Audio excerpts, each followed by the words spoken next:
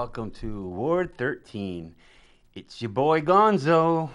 Johnny's not here today, so sorry about that. But he's in his studio and he's not gonna make it from Portsmouth on time, so I'm gonna have to do it all by myself. But I have a guest today. I ran into him on Elm Street when I was painting at Blue Aqua, and why don't you introduce yourself? My name is Chris. I'm from New York. I ended up here. Well, I'm dating a girl in Keene, and I have a friend in Goffstown, but kind of stranded here at the moment because my truck died, and I'm pulling an RV. So I ran into Gonzo on the street painting one of those concrete barrier things. Yeah. Right, and we had a good conversation, and he asked me to be on the show, so here I am. Yeah. And so you're a filmmaker, correct? I make videos. You make videos, okay. And all kinds, would you say, or would you narrow it down to a specific genre? Like, I think I asked you this before. If you had the opportunity and the funding, what was the subject of your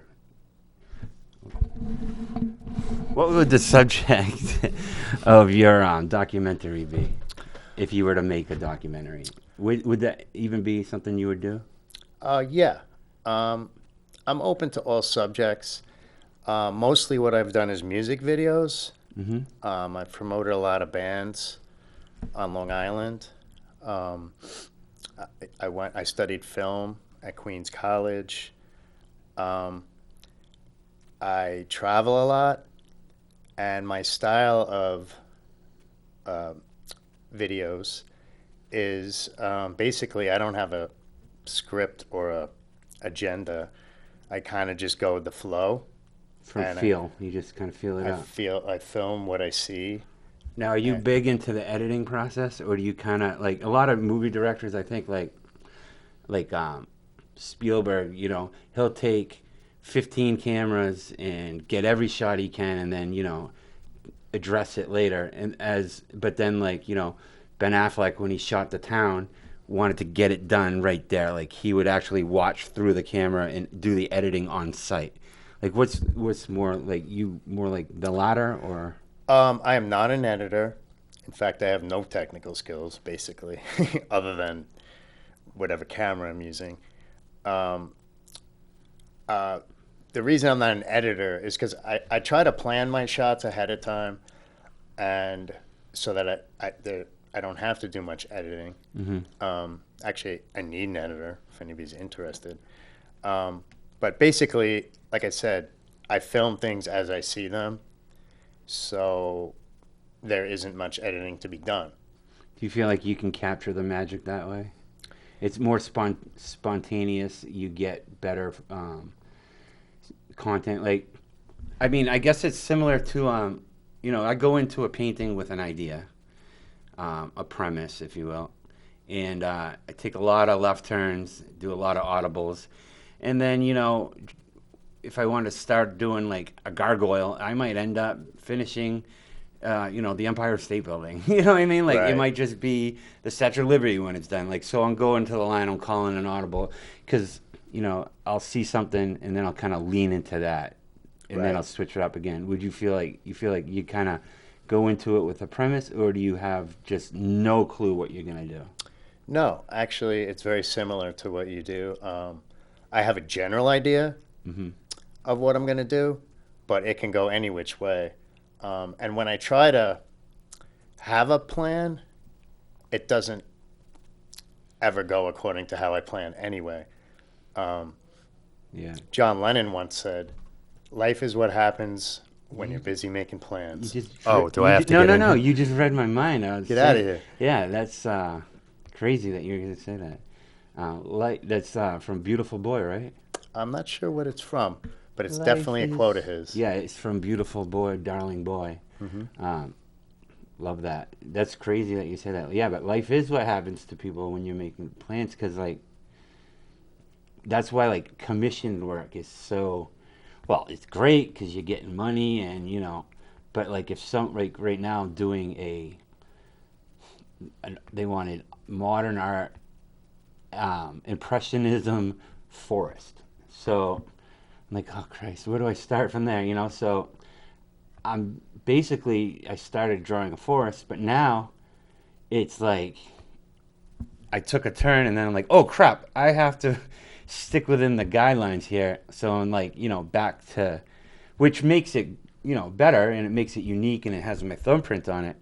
But it is funny how free I feel when I'm just starting, no pressure. But when the client, wants something, I want a bear juggling beach balls. You know what I mean? Like, it's weird how I came up with that. But were you thinking that too? Definitely not. But like, do you ever find that like someone's like, hey, Chris, what do you think about you make film or you make videos? Can you do one on, a life tribute of my dog or something like that? Would you take that work, or is like Yeah. work's work? Yeah. I mean, But would you like need the liberty to do your thing? yeah, like I once got offered money for a screenplay. I write also. When I was in college, I wrote a screenplay, and my professor at the time was a writer for HBO, and he sent me to meet his agents and whatnot, and I met them. They offered me money, not a lot of money, but I was in college, and I was kind of living off my student loans, so I wasn't desperate. But how they do it in Hollywood is they'll take your screenplay and then they'll have four other writers tear it apart and each write a part of it and basically rewrite the story. And I told them, So oh, they're it's stealing my your story. Yeah, they just want your vision and ideas. Right. It's my story. And I told it the way it happened. When you change it around, it changes the message. And also, whoever's paying for it, whoever's sponsoring it, has an agenda. I don't. Yeah, that's pretty cool though. Was that nerve wracking to have a meeting with HBO people? Yeah, I mean, it was, a little intimidating. I didn't expect it. Like, But where at was least it? I knew that my work was good enough, Yeah. for somebody to offer me money. But I never sold out. I had a roommate when I was going to Queens College. He was working for MTV, and I could have and should have done an internship there Yeah. because I had the opportunity. Could have met But Chris and did it. again, I'm not totally against it. I'm sort of against corporate control. And anytime, one thing I learned in college, which, if I had to do it all over again, I never would have went to college. Steven Spielberg didn't go to college. He learned by hanging around the Universal lot. Which is your best way to learn. Yeah. Right. You're actively, and basically when I was in college, I hardly ever went to class. I took the student loan money and I traveled and I made my own videos. Did I make money? I haven't made much money in my life, to be honest, from the videos, but I have hundreds, if not thousands, of videos, ready to put out there. And if somebody offers me money, I'm not going to turn it down. But again, if it's a corporate, agency and they have an agenda, I'm not about that. Right. I mean, we were talking about this earlier. Uh, like you said, they're gonna tear apart your script. They're gonna do whatever until you're, a Steven Soderbergh or like Michael Crichton. Like these people are the people that they can say screw you, like don't touch it. But at some point, someone messed with their script and at some point, Picasso worked for free. Like people don't realize like you have to do free things and you have to have people putting their hands in the jar because how else are you going to make it? Like if you're a band and you get signed, you can either sign a crappy deal and owe the record company for your next 4 albums, or you can just go fly a kite. So most people say, all right, I'll do the thing. And then, hopefully, eventually I'll have some leverage, So it's like the creatives get used a lot. Uh, it's nice to the way I look at it. When someone steals my idea or someone uses my concept, I look at it like poor guy can't think of anything. I can just do another one because I got a million, and I'll just keep coming up with ideas. And he's not going to do it like you are anyway. Right, right, and but the thing is, there are a lot of I assume everybody's creative, but I guess the people who are good at what I'm not good at aren't creative, and just like I'm not good at the technical stuff, you're not good at editing. There are great editors, but they can't come up with ideas either. Right. So it's too bad that the leverage doesn't lean towards the creative side until they're more established, and then they can kind of call their own shots. You see a lot of YouTubers, stand-up comedians and all that, not going to Netflix and just putting it out on YouTube, because Netflix has a way of, I want this background, I want this state, you know what I mean, getting involved. Here's the thing. The term starving artist, right? When you're starving, you're going to try harder. And you're going to do what it takes to make it. Now, once you've made it, or once you've been signed by a corporation or whatever, then you're a little bit more comfortable. Then you're not working as hard. And in my experience, everybody from the Beatles to, you name it, anybody who's ever made it, and when I say made it, there's all different levels of that, whatever you consider successful. But when you got a lot of money and you're comfortable, a lot of rich people get rich, and then they don't got to do anything, and then they become lazy and they sit around and they become fat, and because they don't have to do anything. So in my opinion, artists, music, once you become signed and you become too comfortable, then your creativity is stifled and basically watered down, in my opinion. Yeah, I saw a Jamie Foxx interview once when he said he has this big mansion, but he always has one room in his house that he doesn't fix out. He'll have famous people come over and be like, dude, why don't you fix the faucet? You're a millionaire. He's like, nah, I have to stay down. I have to stay humble, because if I fix that faucet, I don't realize that I made it on I was poor, and that's what made me funny. A lot of comedians make jokes about being, they're poor and they would get made fun of. So what they do is they develop a sense of humor to get ahead of it. And once they're comfortable, that edge is gone. You're right about that. You see that with a lot of bands. A lot of bands, their first and second albums are their best work. Exactly. Sophomore albums, usually the best work. You get 5, 6 albums in, they're millionaires. Now they have roadies and they have all the comforts and their own bus. And also they have the corporations telling them what to do and how to do it, whatever brings in the most revenue for them. And the come up is exciting too. So if I were to get sponsored by Montana Gold Paint and all this stuff, and now I'm on the Tonight Show, and all those first experiences are great. Look at all these cans, look at all this stuff. I'm making it.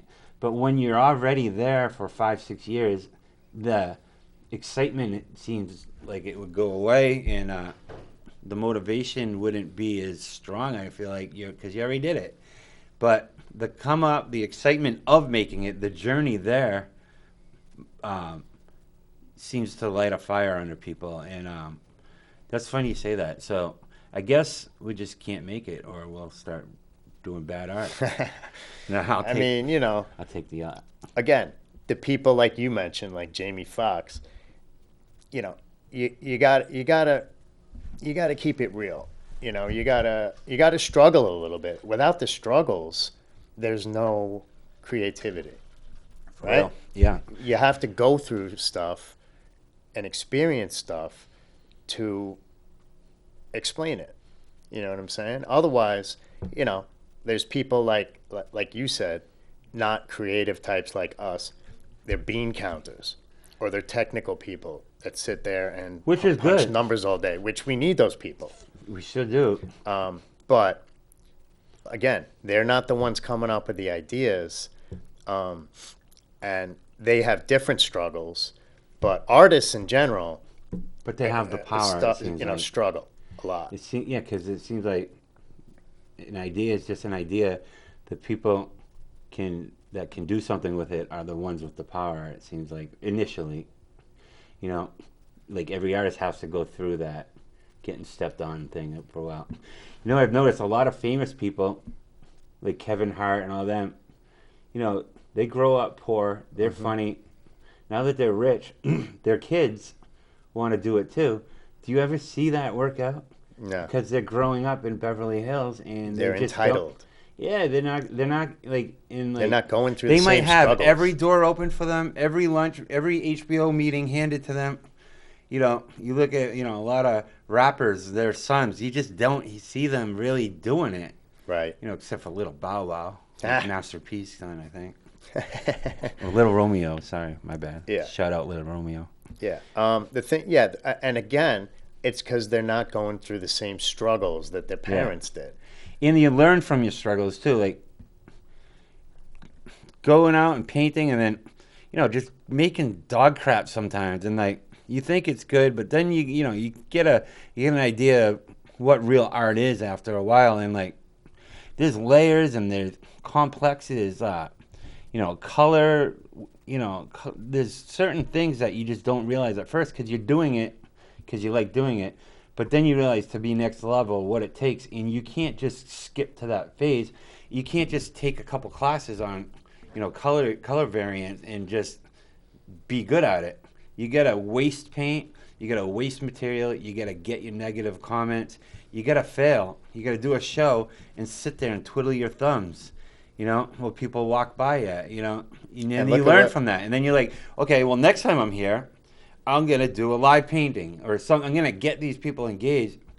Because if you can get someone to stare at my paint, I've always thought of it. If I could get someone to stare at my painting for 20 seconds, like if I gave everybody that walked by $5 to stand on this X and you can't move until you look at this painting for 30 seconds and I just want you to describe it real quick and I'll give you $5. I bet you I could get people engaged in it because a lot of times people will just, they walk by and it's all the thumbnail effect. It's all, Well, nobody has any like, attention span these days. Right. Our attention spans have gone from here to here. That's true. But it feels like there's a thirst for, so like the long format interviews that like Joe Rogan does, that was innovative. To sit down with someone for 3 hours, you'd think that wouldn't work out, but it does work out. It's either that or it's going to be quick hits, quick 30 seconds. I think if he's not, if I'm not mistaken, Joe Rogan's a hero of mine. If I'm not mistaken, he's one of the most watched podcasters in the world. Yeah. And he started with like 2 listeners.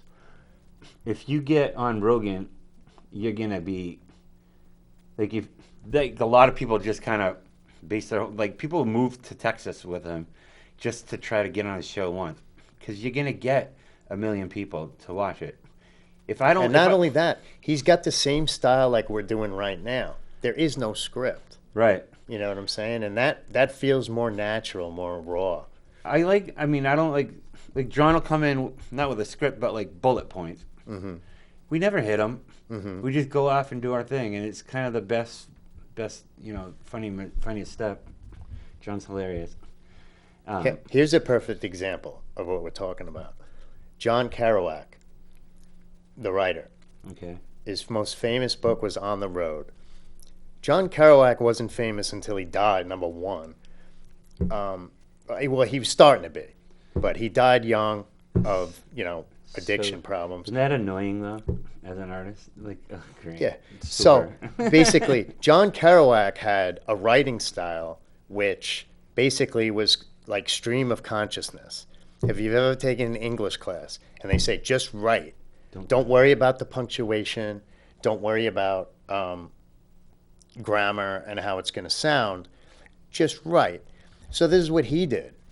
And basically, he wrote on the road on some, drug fueled adventure, driving back and forth across the country, and wrote whatever he felt at the time. And it was raw, it was natural, and people liked it. But the publishers wanted nothing to do with it. In fact, he wanted nothing to do with the publishers. But the publishers wanted to, mainstream it so that the general public could read it. Okay, his writing style was like he would make up words. He was into jazz and stuff, bebop. He would be like biddly bebop, bebop, Scooby Doo, blah blah blah blah, and he would write just like that with no commas, no periods. And the publishers said, "Hey, if you want to get published, if you want, to get your stuff out there, you need to at least put periods and commas." That kind of makes sense, though. True. You need some kind of, structure. And I had an English teacher in Queens College. His name was John Teitel.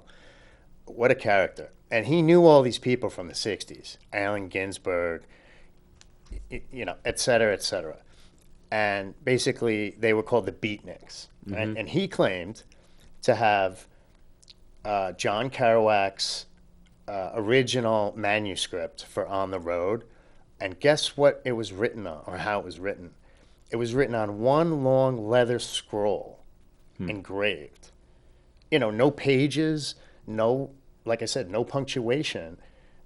That's how he wrote it. And he claimed, if you have $1 million, you can have this leather scroll.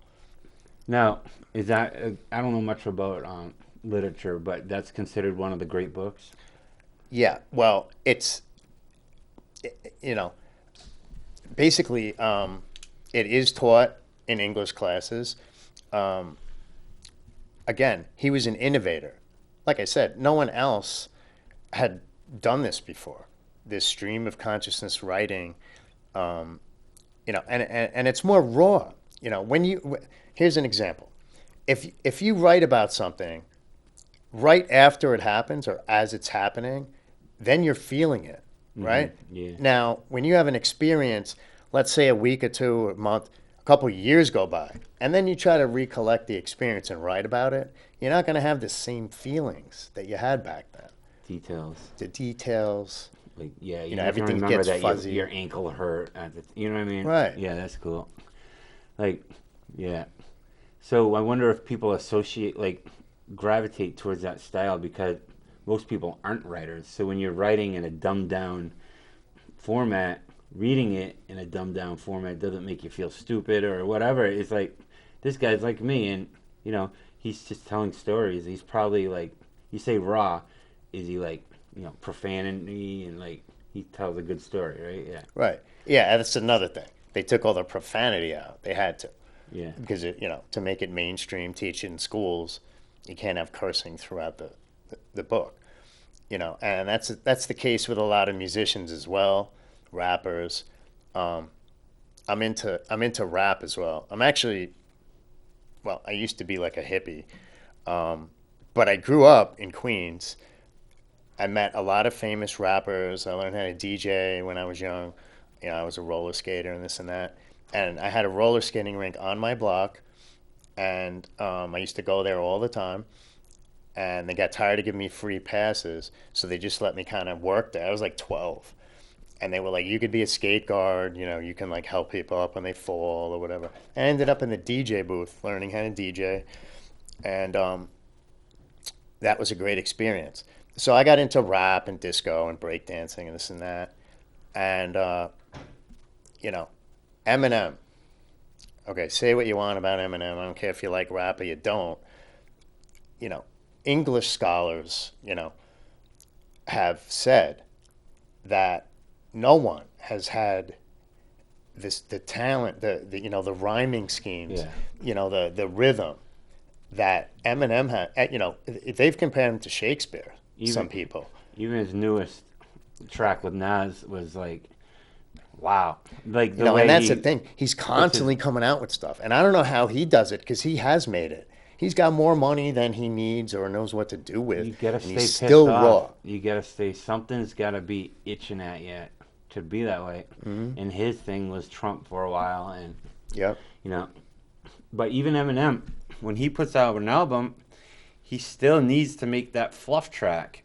You know, that my name is, you know, or Right. like, Something that's gonna you know, catch somebody's chicka, chicka, attention. sneak, you know, like one song per album has to be the, you know, the goofy do do do do do. You know what I Right. mean? Like that's what you need a single. You need to be on TRL on MTV. You know, you need that. Right. So I'm But then sure. if you listen to Eminem's what they call B-side, okay, that's the raw material.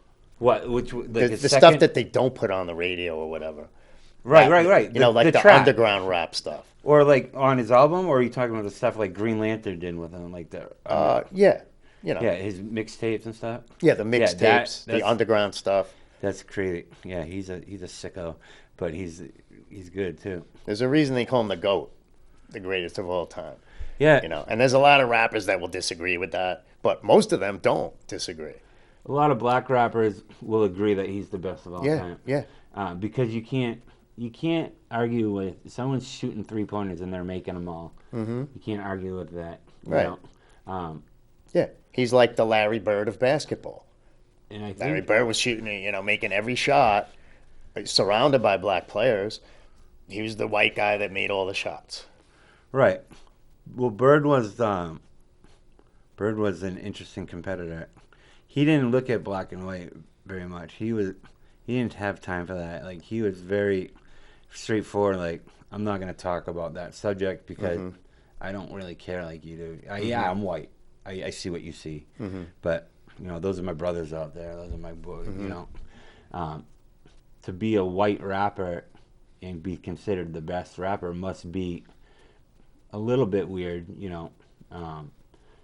But again, you know, I think he's got the respect. I think he's respectful. He doesn't ever say the N word. I think he might have said it once back in its way day. Right, But right. that's culture. I mean, he's yeah, I don't know. I'm not defending it, and I don't even know if I've even heard it. I just heard like someone said like, "Oh yeah, he did say it once." Yeah, Once? yeah, he wasn't. Wow, okay, well, There was no controversy with him. Same Right. thing like Derek Jeter in baseball. You know, I'm from New York. I'm a Yankee fan, whatever. Derek Jeter to me, Mr. Baseball.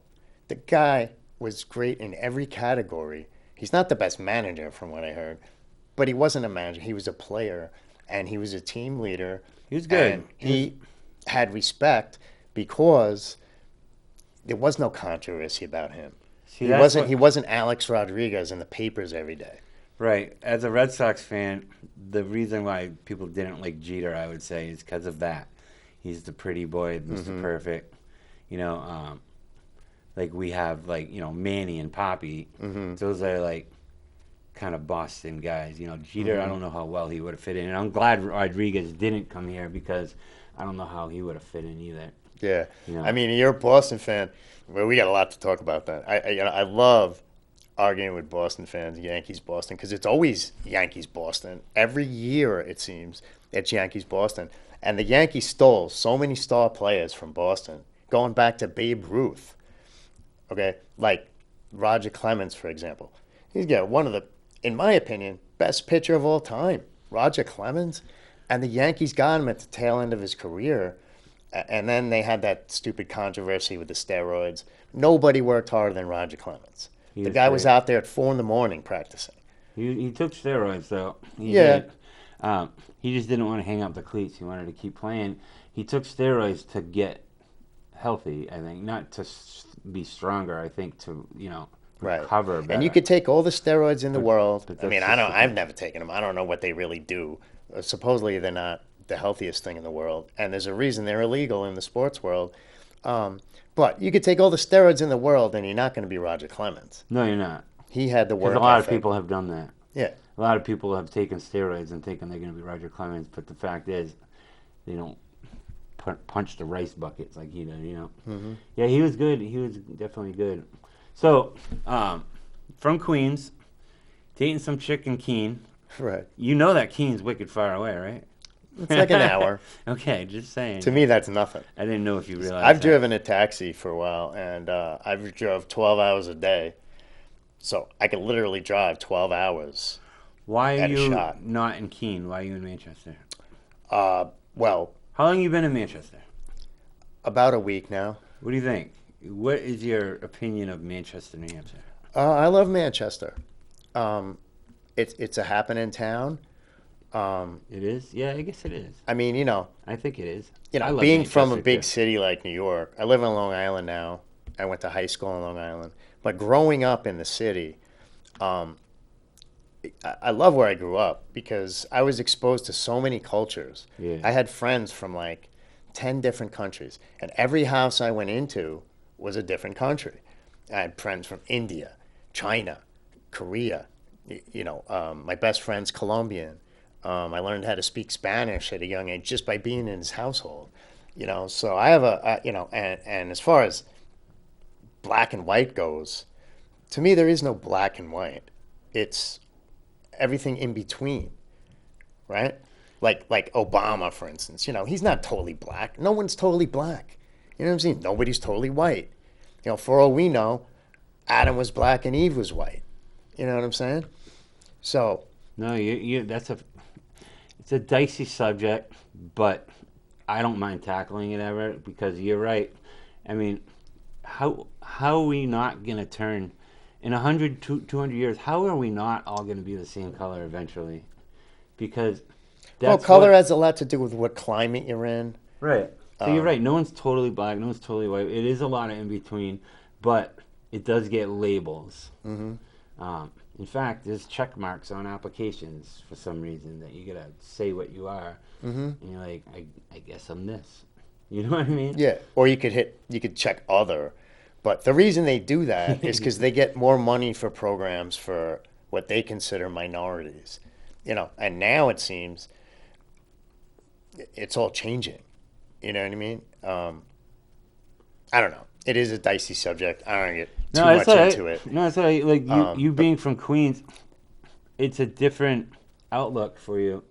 Um, Here in New Hampshire, it's predominantly white.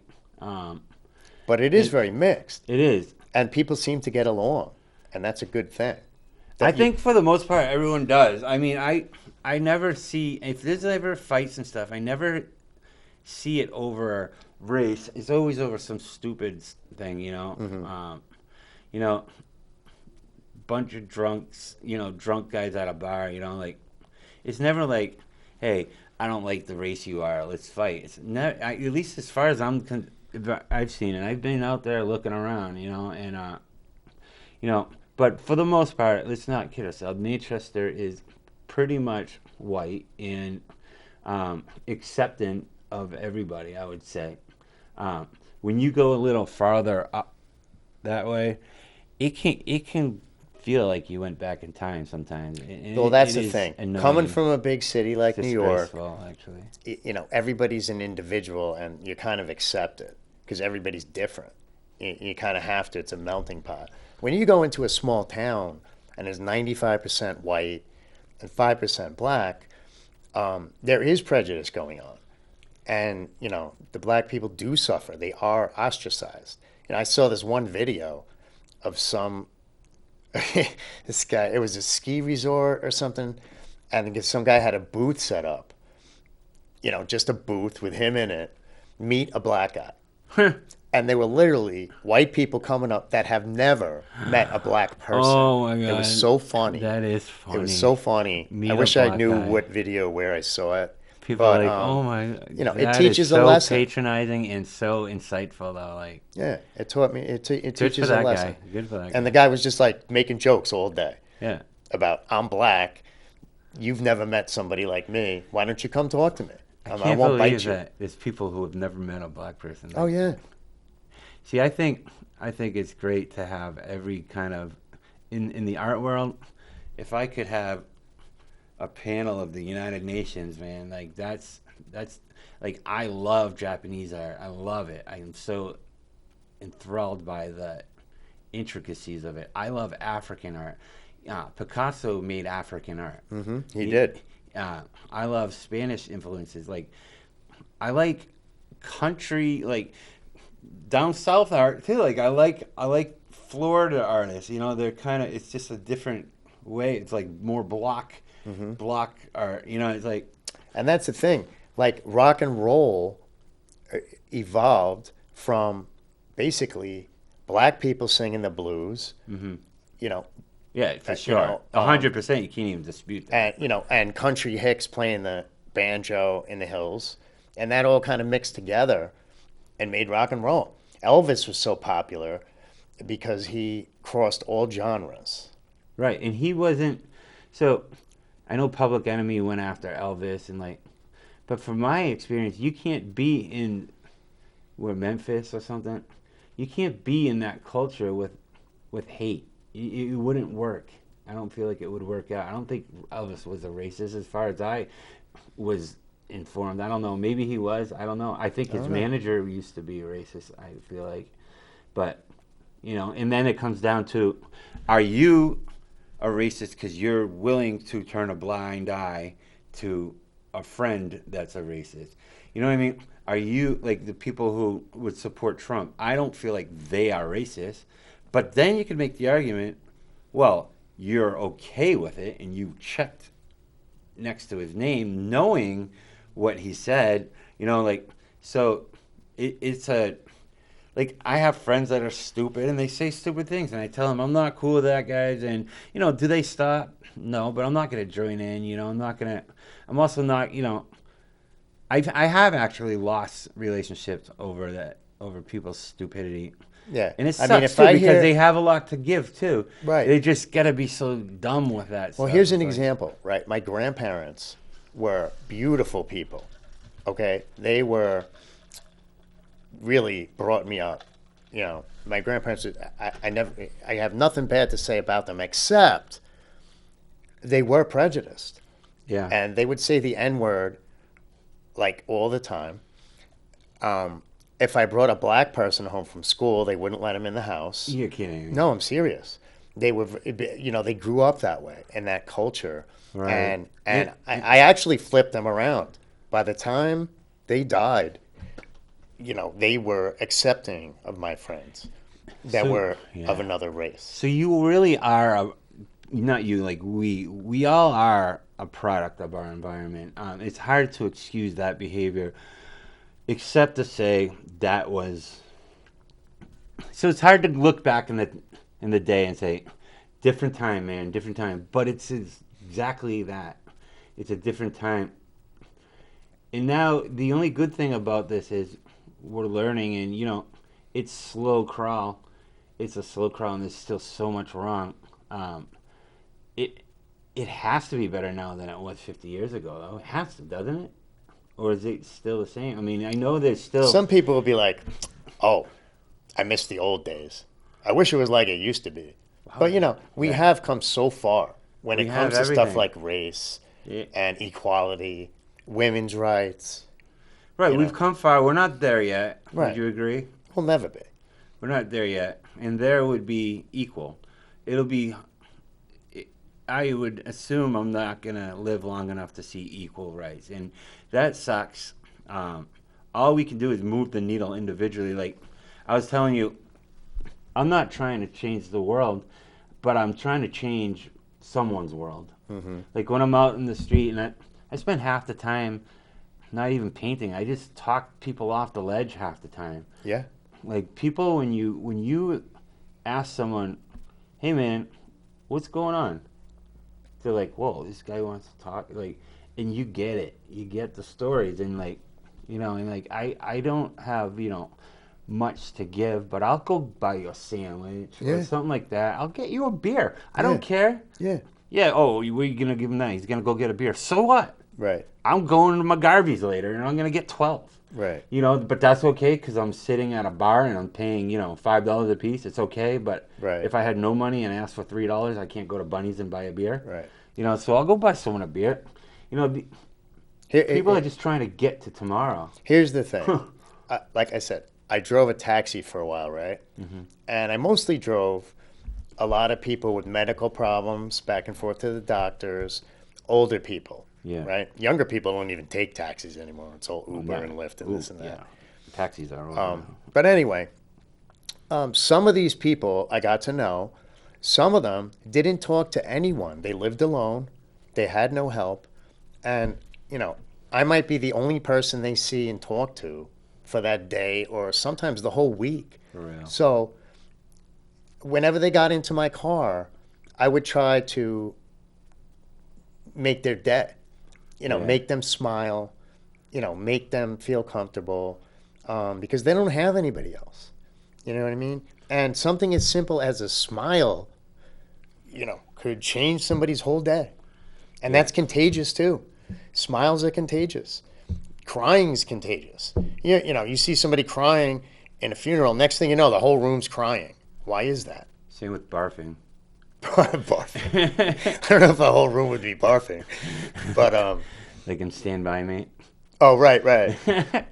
But no, you're right. A look in the eye, like if I look at someone's eyes and there's a watery eye, my eyes will water. Right. If someone's yawning, I'll start yawning. Right. We're all Bluetoothed. Yeah. We're all Well, synced up. it's a transference of energy, I believe. Which, you can't even see, but it's there. If you can tell a girl without sounding like a creepo that she looks really pretty today, like I said, without sounding like a creepo, but if you can get that message across to her without, insulting her, even if you insult her a little, she's gonna still walk away being like, "Wow, that was still got it good," just hey, you look really pretty today. The problem is there's so many jerks out there that will. So girls need to be guarded, especially you don't know much about New Hampshire, but I would say girls are not as approachable as down south or in the bigger cities because they're guarded more. It just feels like they're kind of on defense. Well, and you should see Long Island. when I have They're my way different. oh yeah, like is it the stereotypical Vinny shouting out, "Yo girl," like Listen, construction workers whistling. I'm dating a girl from Keene because I can't find a girl on Long Island like that, like her, because they're unapproachable. Some of them come from a lot of money, and as soon as I hear the word daddy and BMW, I leave track marks. I'm out. Yeah. But I'm not trying to pick up women constantly. Oh, stop tapping. Okay. You know what I mean? It's just in general, I find that people, they say New Yorkers are the rudest people. They're right. New Yorkers are, so busy, just trying to make their lives work. Seems like when you stressful. come up north or you go down south where things are a little slower paced, people have the time to smile and say hello. Yeah. What's up with that? You think it's because there's a reason people are in New York? Like if everyone knows the path to, like my friend Midas, who's an amazing DJ, but the thing is, he's like, every path leads through New York. Did I want to get up and move to New York? As an artist, do I want to go to New York?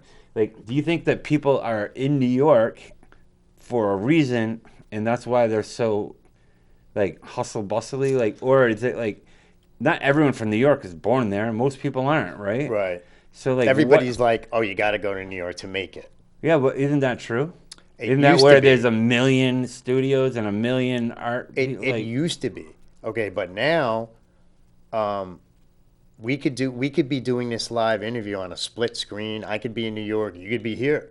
Mm-hmm. You know what I'm saying? You don't got to go to New York now because of the internet and whatnot. So it's a Yeah. little bit different now, I would say. A little, though. I mean, it still feels like... If you want to go to New York and you think you're going to make it, guess what? It's not easy. Some people kidding. working 2-3 jobs, and they might have like one stand up. If the comedians, they might have like one stand up gig or two a week where they're getting paid garbage, but they're slaving in a restaurant washing dishes all week long. To get that one open mic. On Yeah, Monday. right. But good for them. Yeah. Because they can die without saying, I didn't, I know now. When you don't turn your stone, it is torture. Like when you are told you have potential and you have all that, you'll never get that out of your head. You need to know. You need to know. If you're an aspiring writer and you got the goods, going to New York and failing is almost a peaceful thing because you can now move on. I tried at least. You don't just sit there with potential energy. You tried to convert it to kinetic and you didn't do it. But I tried. Or the guy who never got on the train and has to live with it. Whether he'd make it or not, probably wouldn't, because no one makes it. I'm talking like if you're talking stand-up comedy, but you gotta go and you gotta hand out flyers and get that hour. And if you're good enough, I always feel like, see, I feel like I'm not quite there, but I know in my head, I know for a fact, I'm gonna die and then become famous. Something, I'm gonna get to the point where this is all worth it. And I know for a fact, and I just know it. And I know if I keep going and I don't listen to people and I don't quit, it's going to happen. But it sure does take, the whole 20-year overnight success thing is a perfect description for any kind of artist. A lot of stand-up comedians don't make it till they're 10 years into the business. Because they give up. You never because hear of them. Because they're too sensitive to the rejection. Which is hard to do. All the greats got booed off the stage left and right.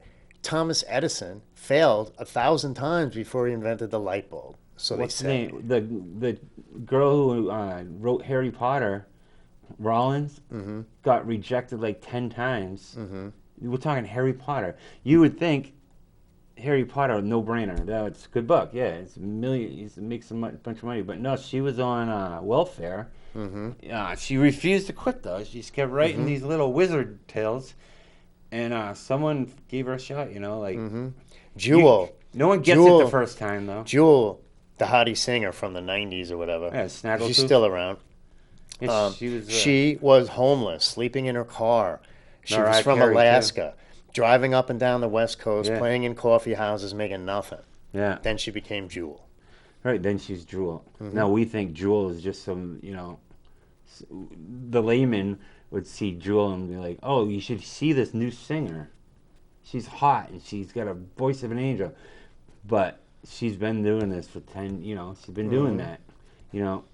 No one, that's why, going back to the celebrities' kids, they're not making it because they're getting that door opened too soon. Like they're having that HBO meeting when they shouldn't be sitting down And here's the for thing. that meeting. You can get lucky. Okay, you can get lucky like once. But unless you've been doing this for 20 years, you're not going to be an overnight success. Right. You know what I mean? You might get one. How about all these one-hit wonders? They got lucky. They had one hit song, They got but lucky. because they didn't have the longevity. Right. They and got the lucky, passion. but unlucky that it happened too early. Like, you know what I mean? Yeah. Right. That's a good point. Because, you can get lucky too, but they say, Rogan says this actually, you have to be lucky, but you also have to be prepared when you do get that lucky chance. So if someone were to call me and say, hey, get your portfolio, let's go, we're going to New York, this guy, he's the guy. I got you a meeting. If I go in there and I crap my pants, you got to be ready for that meeting too. And that the way you get ready is either you're a 18-year-old Rodriguez who can smoke the ball, but those are rare. It's rare to see an 18-year-old in the big leagues. Andrew Joe, that type. Or if you're a hockey player, just that good. Or you have to take your hits. And you write about the sensitive thing. It's funny how God has a sense of humor. You can be an artist, but by nature, artists are super sensitive. You're right. But to be an artist, you have to put yourself out there. You're right. And now, nobody, even, people are normally nice. Whether they like my art or not, they're usually like, hey, man, good job, keep it up. You can tell what they're getting at. hey man, just keep doing it. Mm-hmm. Yeah, it means it's not there. They're Mm-hmm. seeing they're the smell test. Mm-hmm. Like they're not artists, so they don't really get it. They're just looking and giving you a quick observation. That's the smell test. So you got to be able to pass that, and you got to appeal to the art people. Mm-hmm. You know. Here's an example. One of my favorite musicians out there is Mahali. If you don't know who Mahali is, he's the lead singer for Twiddle, but he's got his own solo act.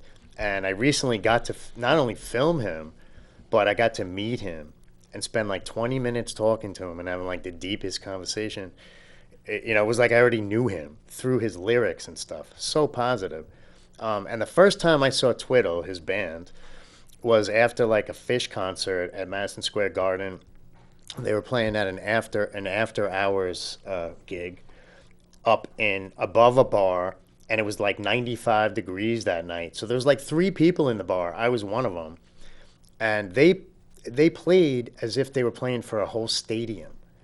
Okay, this guy Mahali, back then he's probably 22 or 23. They were from Vermont, and basically, like I said, he played with such emotion. It was like blood, sweat, and tears coming out of his guitar. And you could see the emotion. And I was so moved.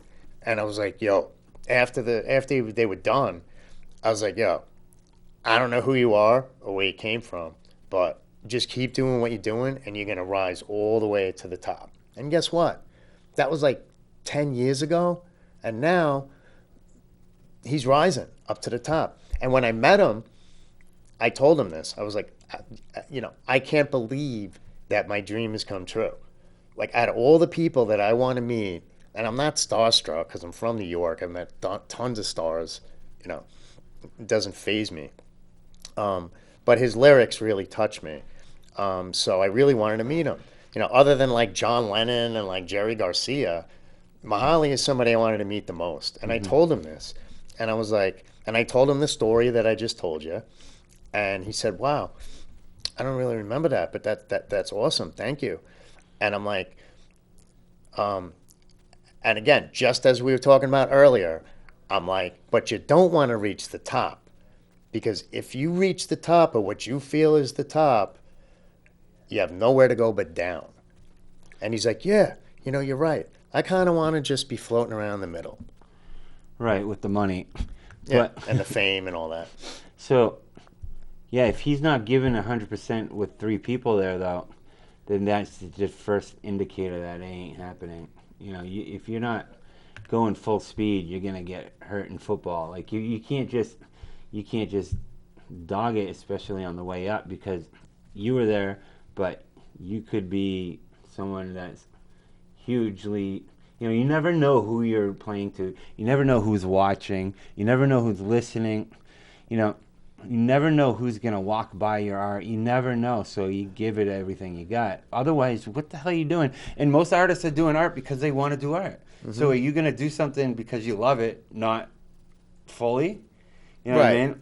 Well, like we were talking about when we met, I asked you if you were being paid for this, mm-hmm. and you said no. Mm-hmm. I asked to do it. I volunteered to do it. Right. I'm like, wow, you're doing some great art there. And we agreed that as an artist, we're going to do it no matter what. Right. Because that's what we love to do. So I might as well be on Elm Street with a green light to paint. Whether we're getting paid or not or what. Yeah. But the thing is, if you keep doing it and you have the passion for it, you're going to get better and better, uh-huh. and you're going to get paid eventually. You're going to talk to people. Yeah, I've gotten gigs from that.